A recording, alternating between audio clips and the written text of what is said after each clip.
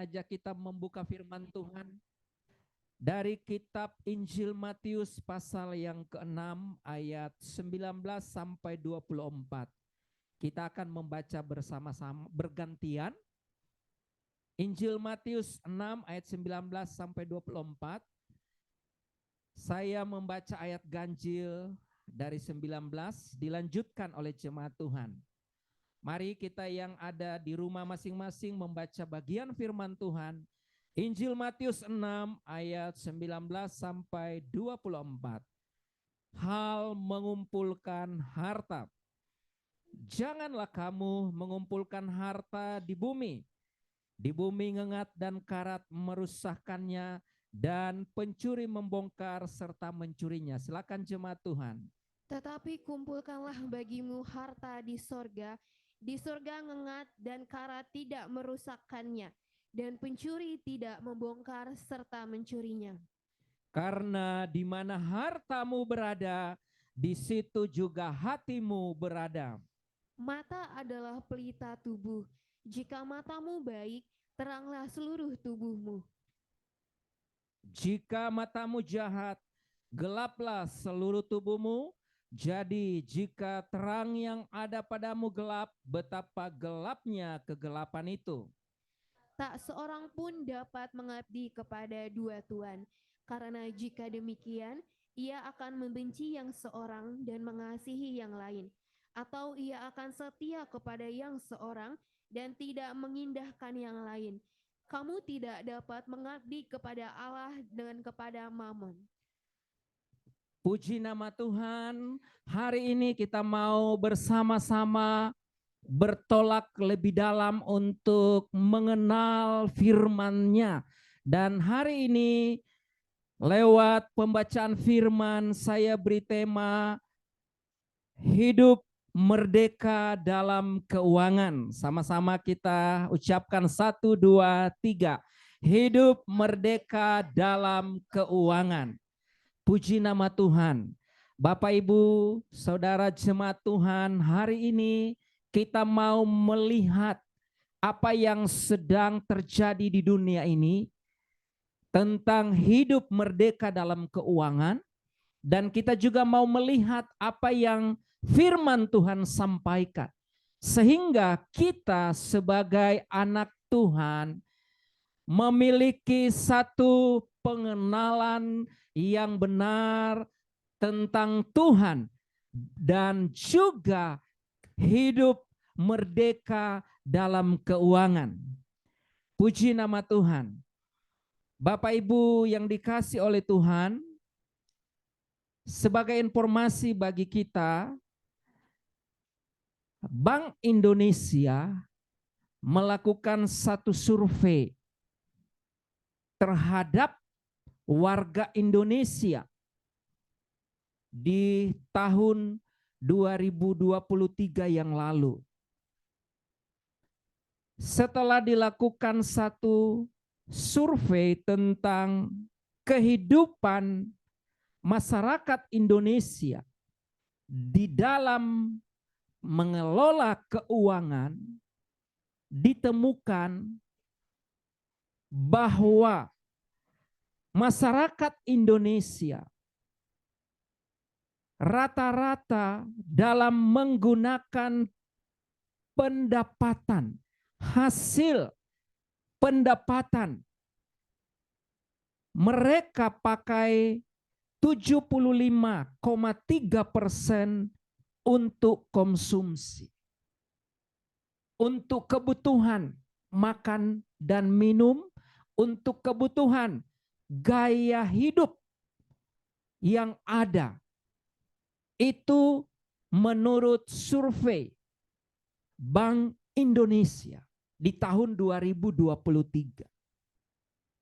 Bahkan di akhir bulan Desember dinyatakan bahwa terjadi kenaikan inflasi 5,95% dan membuat ekonomi Indonesia mengalami kelemahan atau melemah. Apalagi nilai rupiah terhadap nilai tukar baik di dolar maupun di euro. Nah, Bapak Ibu yang dikasih Tuhan, itulah satu keadaan kehidupan masyarakat yang ada di sekitar kita. Dan hal ini bisa juga terjadi kepada kehidupan dari orang Kristen. 75% hasil pekerjaan atau terima pendapatan gaji per bulan dengan angka di atas gaji 3 juta, 75,3% dipakai untuk kebutuhan konsumsi. Ini menggambarkan satu keadaan kehidupan yang tidak merdeka di dalam keuangan. Karena 75,3% itu dipakai untuk kebutuhan konsumsi. Gaya hidup menunjang semua gaya hidup. Ini gambaran tentang kehidupan keuangan yang tidak sehat. Nah, satu survei lagi bahwa Visa Indonesia tahun 2023 yang lalu membuat juga satu survei tentang bagaimana pasca COVID-19 warga Indonesia dalam hal merencanakan keuangan, dalam hal menabung akan masa depan. Nah, hari ini ditemukan bahwa 60% generasi milenial mereka mulai merencanakan untuk menabung demi masa depan. Karena setelah COVID-19 yang menggoncangkan ekonomi sehingga semuanya harus beradaptasi. Karena tidak ada jaminan. Dan 53% generasi Z mereka juga mulai merencanakan untuk menabung. Nah, generasi milenial itu lahir di tahun 1981 sampai 1996. Generasi Z itu lahir di tahun 1997 sampai 2012. Di dalamnya masyarakat Indonesia yang kurang lebih penduduknya 280 juta hari ini. Nah, itulah situasi kehidupan bagaimana mengelola keuangan dan bagaimana merencanakan keuangan. Nah, hari ini lewat pembacaan firman Tuhan, mari kita lihat kembali dari Matius pasal 6 ayat yang ke-19. Saya akan bacakan untuk kita semua, atau mari kita baca bersama-sama. Matius 6 ayat 19 secara bersama-sama. 1, 2, 3. Janganlah kamu mengumpulkan harta di bumi. Di bumi ngengat dan karat merusakkannya, dan pencuri membongkar serta mencurinya. Puji Tuhan. Saya baca dalam terjemahan bahasa Indonesia masa kini. Demikian firman Tuhan. Janganlah mengumpulkan harta untuk dirimu di dunia, di mana rayap dan karat dapat merusaknya, dan pencuri datang mencurinya. Puji nama Tuhan. Bapak Ibu jemaat yang dikasih oleh Tuhan, dalam kitab Matius pasal 6 ada 5 tema yang merupakan pengajaran Yesus kepada murid-muridnya, kepada pengikutnya. Matius pasal 5, pasal 6, pasal 7 itu merupakan pengajaran yang lengkap, yang utuh, tentang kehidupan seorang murid Yesus. Kalau kita lihat dalam pasal yang ke-6, dari 5 tema yang diberikan Tuhan Yesus, bagian yang pertama, tema hal memberi sedekah atau memberi buah tangan, pemberian kasih. Tema yang kedua, dalam Matius pasal yang ke-6 ini dikatakan hal berdoa. Tema yang ketiga, Matius 6 tentang hal berpuasa. Dan tema yang keempat yang kita baca, hal mengumpulkan harta. Dan terakhir tema yang kelima dalam pasal 6 adalah hal kekhawatiran. Nah, saya ingin kita mau melihat dengan utuh bagaimana kitab Matius pasal 6 ini bagian pertama yaitu pasal 6 ayat 1 sampai 18 itu menceritakan prinsip hidup secara pribadi. Amin. Yesus ingin mengajarkan bagaimana seorang murid Yesus, pengikut Yesus secara pribadi, dia harus memiliki prinsip hidup dalam hal memberi sedekah, memberi buah tangan. Selanjutnya, Yesus mengajarkan tentang prinsip hidup bagaimana seorang murid harus tekun berdoa. Amin.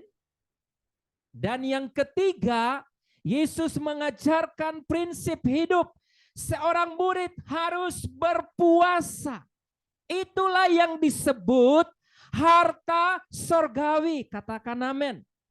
Kalau dalam pasal 6 ayat 19 sampai 24 yang kita baca, ada 2 jenis harta.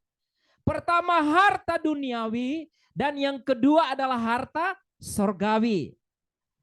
Karena itu nasihat Yesus dalam ayat 19, karena ayat 19, janganlah kamu, siapa kamu? Kita murid Yesus mengumpulkan harta di bumi. Nah, ini penting. Karena harta di bumi ngengat, rayap, karat merusakkannya, dan pencuri membongkar serta mencurinya. Bapak Ibu yang dikasih oleh Tuhan, Yesus Kristus ingin mengajarkan satu nilai hidup seorang murid yang sejati. Yaitu pertama, dia harus memiliki spirit, memiliki prinsip memberi sedekah, memberi buah tangan. Dan pemberian itu harus dengan tulus.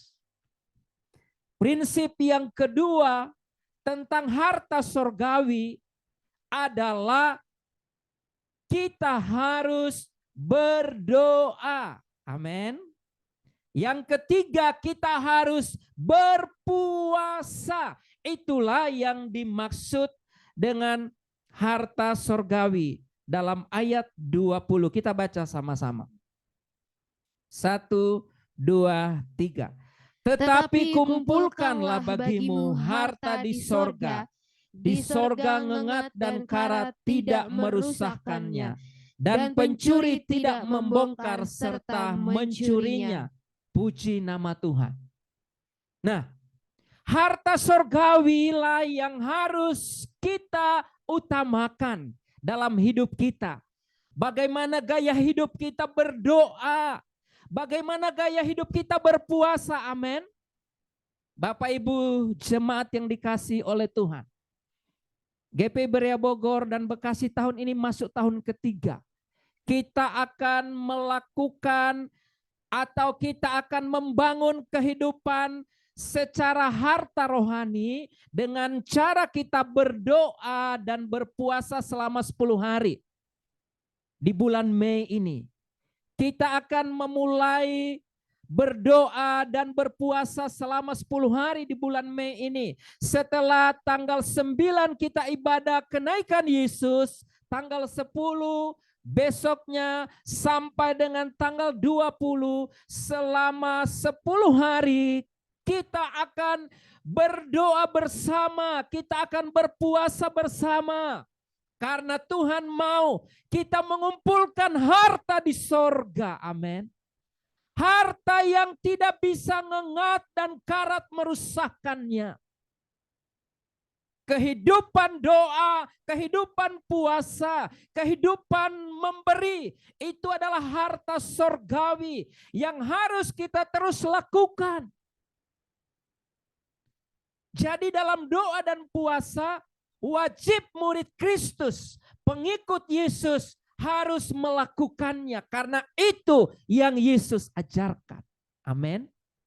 Sebagai jemaat Tuhan, kita mau mengumpulkan harta di sorga, membangun kehidupan rohani dalam doa, dalam puasa, dalam hal kita memberi. Karena itu kekal dan tidak bisa dimakan oleh ngengat rayap. Bapak Ibu yang dikasih oleh Tuhan. Ini penting. Nah, pada pasal 6 ayat yang ke-19 sampai 24, Yesus ingin murid-muridnya tahu juga prinsip dalam harta duniawi. Karena kita masih hidup di dalam dunia ini. Kita membutuhkan harta duniawi.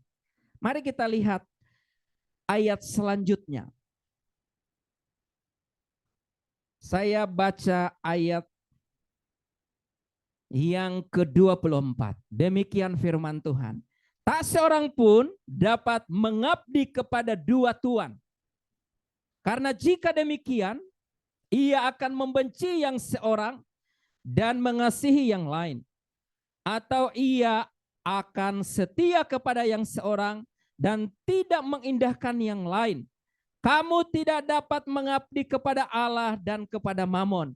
Bapak Ibu yang dikasih oleh Tuhan, hari ini firman Tuhan berkata, kita murid Yesus tidak bisa mengabdi atau menghambakan diri kepada Allah dan sekaligus kepada Mamon. Itu yang nasihat Alkitab. Mari kita lihat bersama bahwa kehidupan kita dalam mengikut Yesus, kita harus mengerti apa yang ada di dalam dunia ini. Salah satunya di sini disebut mamon. Nah, mamon itu artinya sesuatu yang menguntungkan. Mamon artinya adalah keserakahan untuk diri sendiri. Dalam bentuk wujud itu harta, itu uang. Karena itu Yesus ingin mengajarkan kepada kita bahwa, hei, kamu tidak bisa mengabdi atau menghambakan diri sekaligus kepada dua tuan. Tuan yang pertama adalah Allah dan tuan yang kedua adalah Mamon. Itu tidak bisa. Nah, hari ini Yesus ingin memberikan prinsip dasar dan prioritas hidup kita. Amin. Prinsip dasar pertama adalah kita harus membangun kehidupan secara rohani, mengumpulkan harta rohani, yaitu dalam memberi, dalam berdoa, dalam berpuasa. Dan juga kita harus bisa mengelola mamon atau uang atau harta benda yang dipercayakan kepada kita. Amin Bapak Ibu. Mari kita lihat ayat yang ke-21.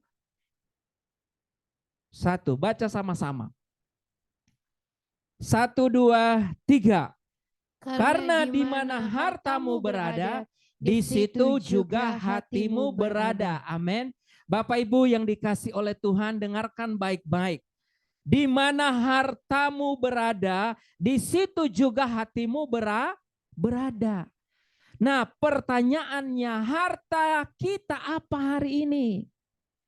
Dan Alkitab dengan tegas berkata, kumpulkanlah harta sorgawi. Amin.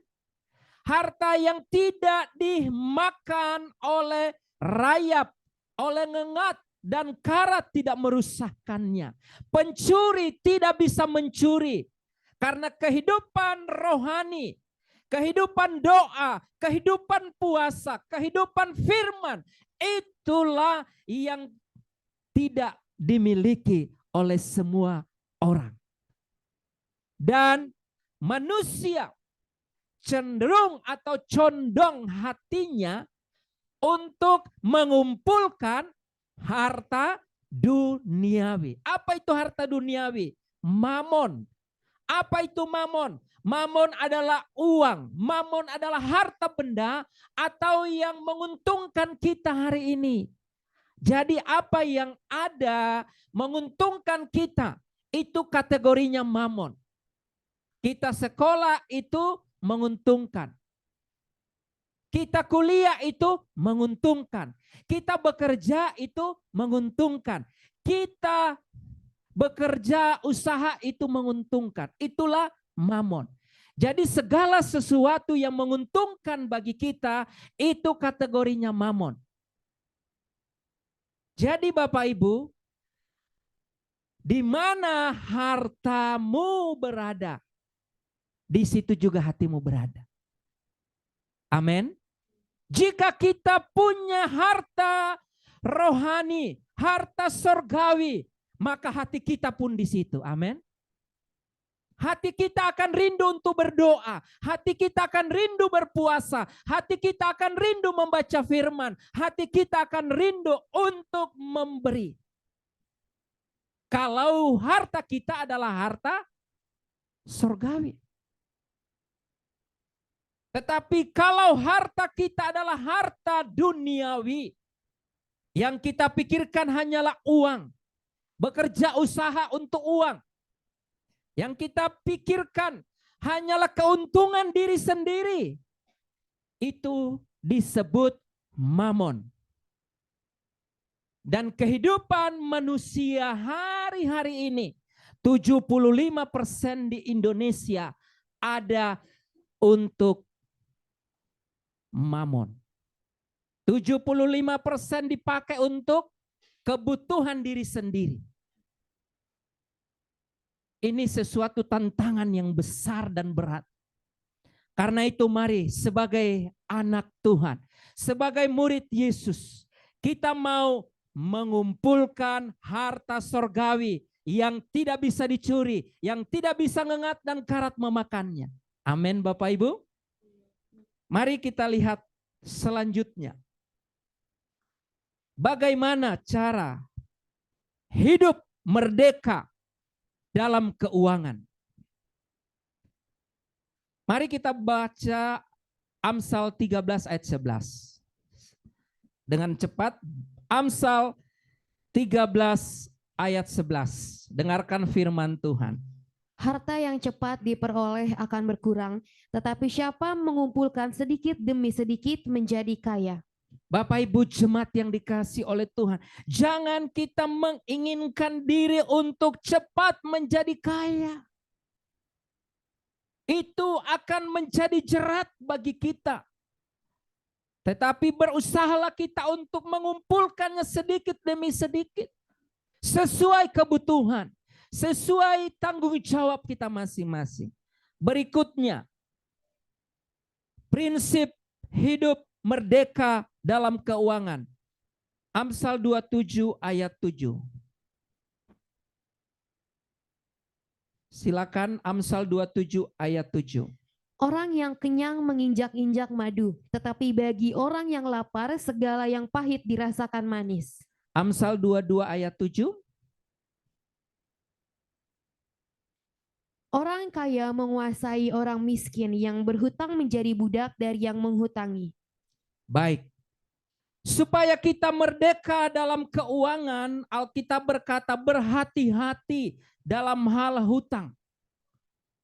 Berhati-hati dalam hal hutang. Karena ketika kita berhutang, orang akan mengontrol kita.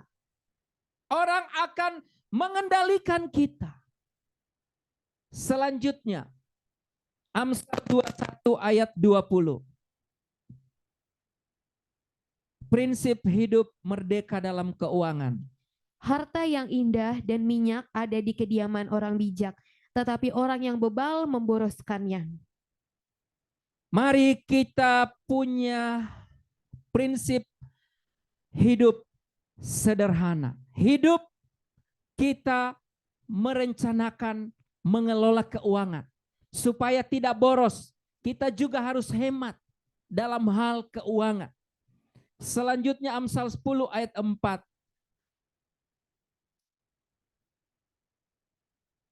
Firman Tuhan, tangan yang lamban membuat miskin, tetapi tangan orang rajin menjadikan kaya. Puji Tuhan. Prinsip untuk hidup merdeka dalam keuangan. Kita harus rajin. Dengan tangan kita sendiri kita harus rajin, Bapak Ibu. Apapun bentuknya yang kita lakukan, mari lakukanlah dengan sungguh-sungguh dengan tangan kita sendiri. Amin. Supaya kita bisa mendapatkan keuangan. Kita bisa merencanakan keuangan dengan baik. Amsal 15 ayat 6.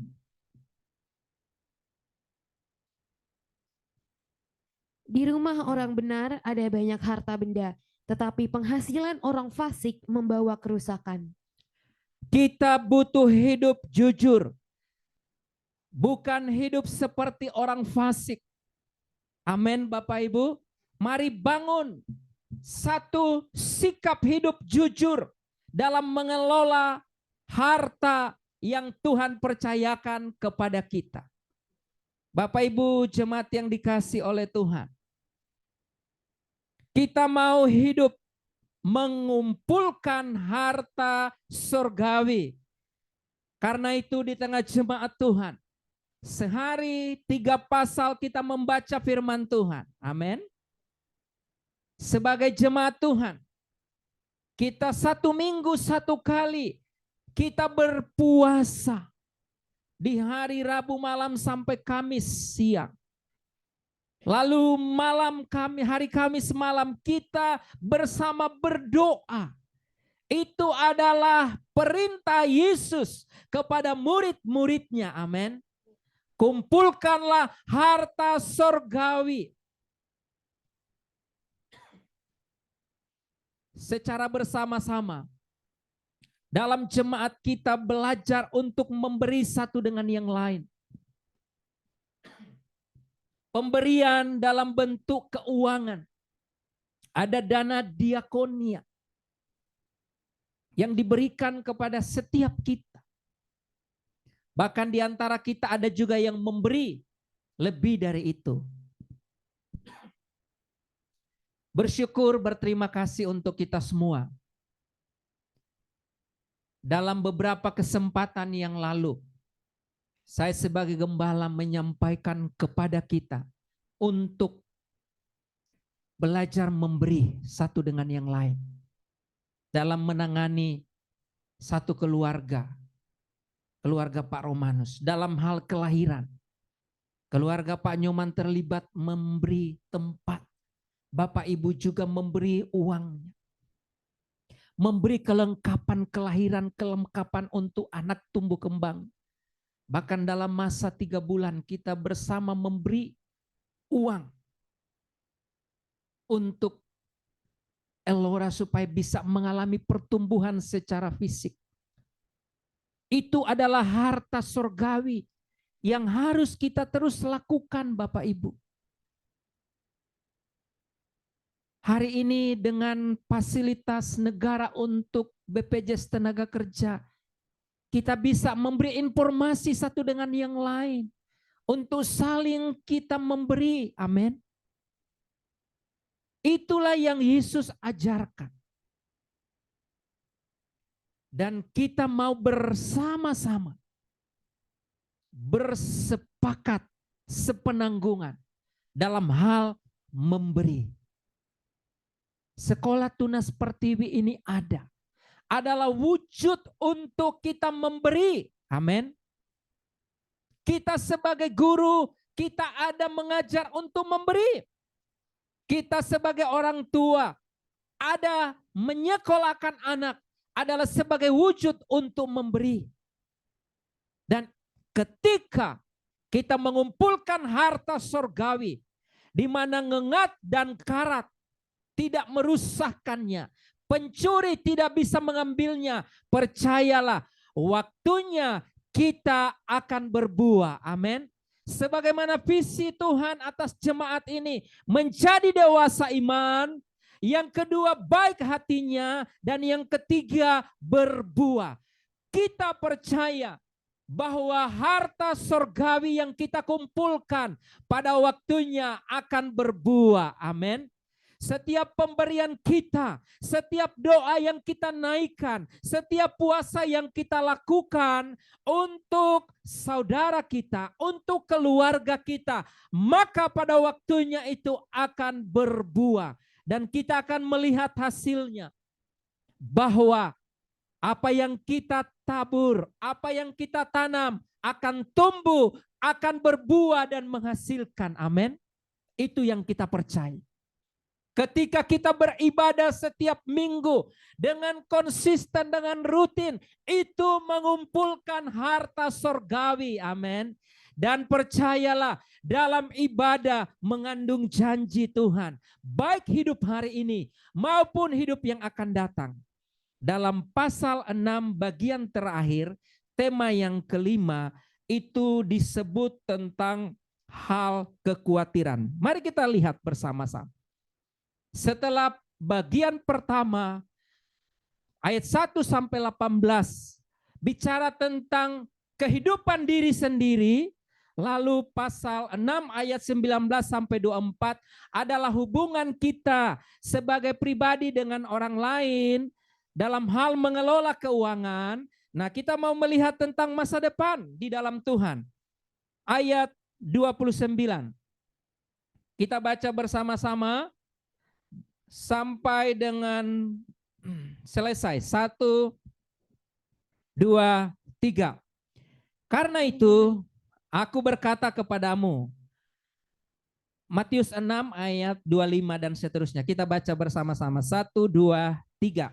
Karena itu aku berkata kepadamu, janganlah khawatir akan hidupmu, akan apa yang hendak kamu makan atau minum.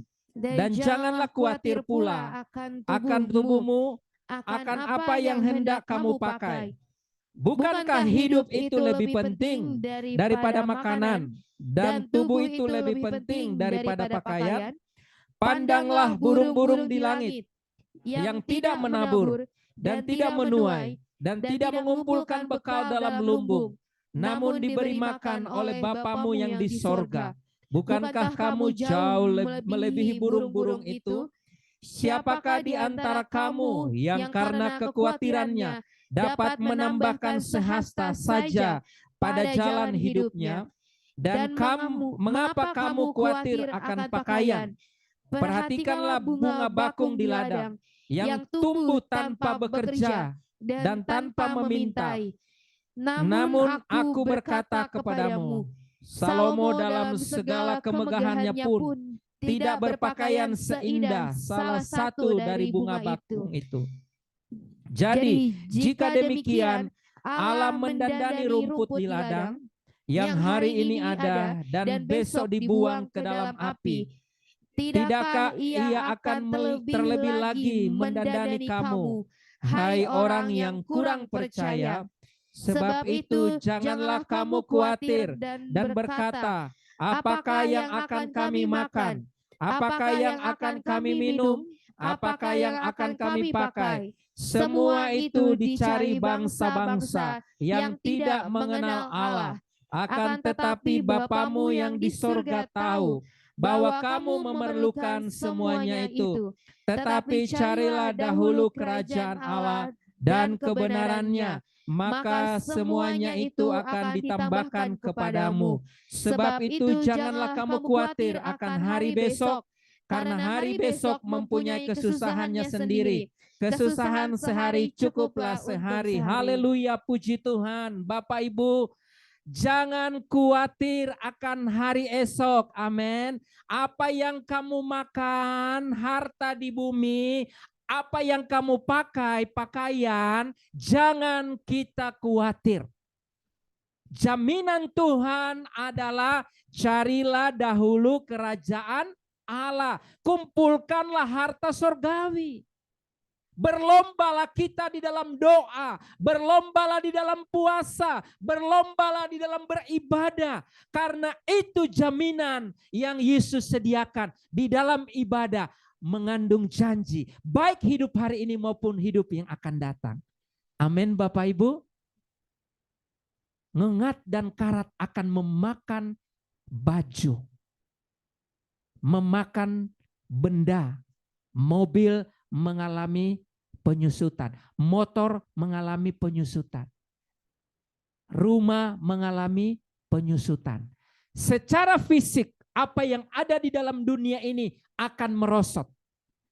Tetapi harta surgawi tidak akan merosot, tidak akan dicuri. Karena itu yang punya Tuhan. Hidup kita yang punya Tuhan. Amin. Untuk apa khawatir, untuk apa ragu? Burung di udara dia pelihara. Bunga di padang, di depan sekolah ada bunga. Pandanglah bunga itu Tuhan hiasi. Masakan kita tidak dipelihara oleh Tuhan?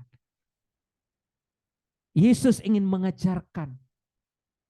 Mari sebagai pengikut Yesus, kita harus mengumpulkan harta di sorga. Karena itu yang utama. Baru kita harus menjadi pengelola harta dunia yang dipercayakan. Apapun yang hari ini kita miliki, itu Tuhan beri untuk kita kelola. Supaya keberlangsungan kehidupan terpelihara. Amin. Mari kita berdoa. Terima kasih Tuhan Yesus untuk firman-Mu. Waktunya kami akan